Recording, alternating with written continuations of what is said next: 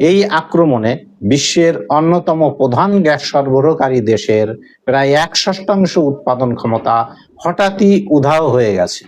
কাতারের মোট এলএনজি উৎপাদনের 17% নষ্ট হয়ে গেছে, অর্থাৎ বছরে প্রায় 12.8 মিলিয়ন টন উৎপাদন এই মুহূর্তে বন্ধ হয়ে গেছে।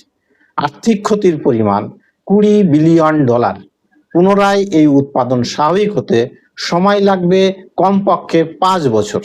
নমস্কার, এলিট পলিটিক্স চ্যানেলে আপনাদেরকে স্বাগত জানাচ্ছি। আপনাদের সঙ্গে রয়েছি আমি বিশ্বজিৎ। আপনারা অবগত আছেন, মধ্যপ্রাচ্যে ইরান, ইসরায়েল এবং আমেরিকার মধ্যে যুদ্ধ চরম মাত্রায় পৌঁছেছে। এই সংঘাত প্রতিনিয়তই পরিবর্তিত হচ্ছে এবং নতুন নতুন রূপ নিচ্ছে। সেই পরিবর্তিত পরিস্থিতির একটা গুরুত্বপূর্ণ খবর নিয়ে হাজির হলাম আপনাদের সঙ্গে। মধ্যপ্রাচ্যের এই যুদ্ধ থেকে এলো এক ভয়ানক খবর, যা সারা পৃথিবীর গতিশীলতাকে স্থির করে দিতে পারে। ইউরোপ, এশিয়া সহ পৃথিবীর অনেক দেশকেই ডুবিয়ে দিতে পারে অতল অন্ধকারে। আমেরিকা ইসরায়েলের দ্বিমুখী আক্রমণের মাঝে ইরানের অবস্থা এখন পাগলা কুকুরের মতো, অর্থাৎ সামনে যাকে পাবে তাকেই কামড়াবে। আর আমেরিকাকে প্যাঁচে ফেলার জন্যই আমেরিকার মিত্র দেশ কাতারের রিফাইনারি অবকাঠামোর উপর ইরান ব্যাপক ড্রোন ও মিসাইল হামলা চালায়। ইরানের ক্ষেপণাস্ত্র হামলার প্রধান লক্ষ্য হয়ে উঠল কাতারের রাস লাফান ইন্ডাস্ট্রিয়াল সিটি।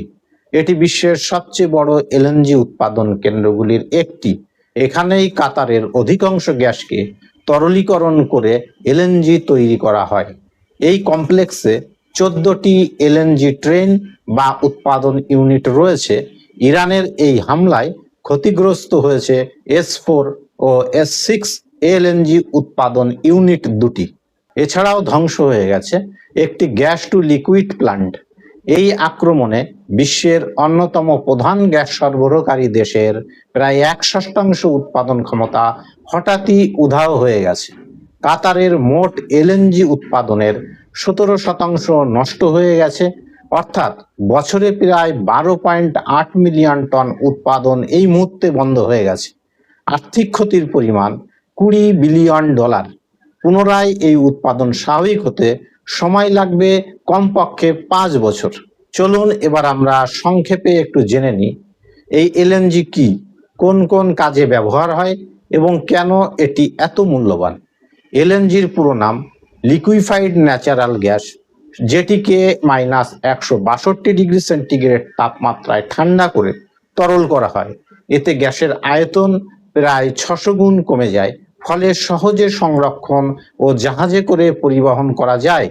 ব্যবহার হয় বিদ্যুৎ উৎপাদন, শহরে রান্নার গ্যাস বা পিএনজি হিসাবে, যানবাহনের জ্বালানি হিসাবে, বড় শিল্পে জ্বালানি হিসাবে এবং বড় জাহাজ ও ট্রাকের জ্বালানি হিসাবে।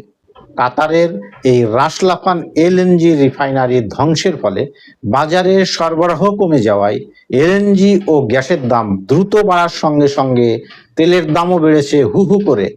আগামীতে সমগ্র ইউরোপ ও এশিয়ায় ব্যাপক গ্যাস সংকট দেখা দিতে চলেছে, কারণ কাতার থেকে ইউরোপের বেশিরভাগ দেশ এবং এশিয়ার মধ্যে ভারত, চীন, দক্ষিণ কোরিয়া, জাপান, পাকিস্তান আরও অনেক ছোট ছোট দেশ এলএনজি আমদানি করে।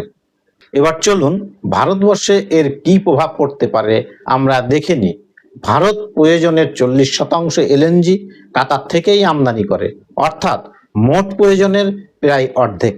ভারতের দৈনিক এলএনজির চাহিদা 60 থেকে 70 হাজার মিলিয়ন টন।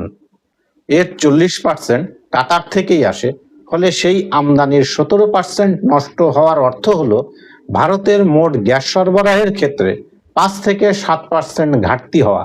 ফলে এলএনজির দাম আগামীতে 20 থেকে 50% পর্যন্ত বাড়তে পারে।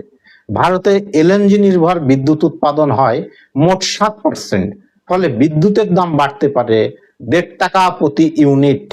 ইউরিয়া উৎপাদনে এলএনজি অন্যতম জ্বালানি, তাই উৎপাদন খরচ 25% পর্যন্ত বাড়তে পারে, যার ফলে কৃষিখাতে ব্যাপক চাপ পড়ার আশঙ্কা রয়েছে। বিভিন্ন শিল্প যেমন স্টিল, সিরামিক, কেমিক্যাল, টেক্সটাইলেও উৎপাদন খরচ বাড়বে, ফলে পণ্যের মূল্য বৃদ্ধি অবশ্যম্ভাবী হয়ে উঠছে। মধ্যপ্রাচ্যের সংঘর্ষের আবহে কাতারের অন্যতম গুরুত্বপূর্ণ এই রিফাইনারিতে ইরানের হামলা নিছকই একটি সামরিক ঘটনা নয়, এটি সারা পৃথিবীব্যাপী এনার্জি ক্রাইসিসের সূচনা হলো বলে মনে করা হচ্ছে। কারণ কাতারের রাষ্ট্রীয় কোম্পানি কাতার এনার্জি সিইও স্পষ্টতই স্বীকার করে নিয়েছেন এই হামলার ফলে তাদের উৎপাদন ব্যবস্থা প্রায় ধ্বংস হয়ে গেছে। উৎপাদন স্বাভাবিক হতে কমপক্ষে 5 বছর সময় লাগবে। ফলে বহু আন্তর্জাতিক চুক্তি স্থগিত ও সরবরাহ বন্ধ হবে। অ্যাক্ট অফ গড ক্লজ ব্যবহার করে দীর্ঘমেয়াদী চুক্তিগুলি বাতিল করছে কাতার। বর্তমান পরিস্থিতিতে সমস্ত দেশগুলি এখন বিকল্প উৎস খুঁজতে শুরু করেছে, আর জ্বালানির মূল্য বৃদ্ধির ফলে খাদ্যদ্রব্য, ঔষধ, পরিবহন সবকিছুর দাম বাড়ার ব্যাপক সম্ভাবনা তৈরি হয়েছে, যা সরাসরি অর্থনীতি ও দৈনন্দিন জীবনে প্রভাব ফেলতে পারে। আজকের ভিডিও এখানেই শেষ করলাম। ভিডিওটি যদি আপনাদের পছন্দ হয় বা প্রয়োজনীয় মনে হয় তাহলে ভিডিওটি অবশ্যই লাইক এবং সাবস্ক্রাইব করে আমাকে বাধিত করবেন। নমস্কার।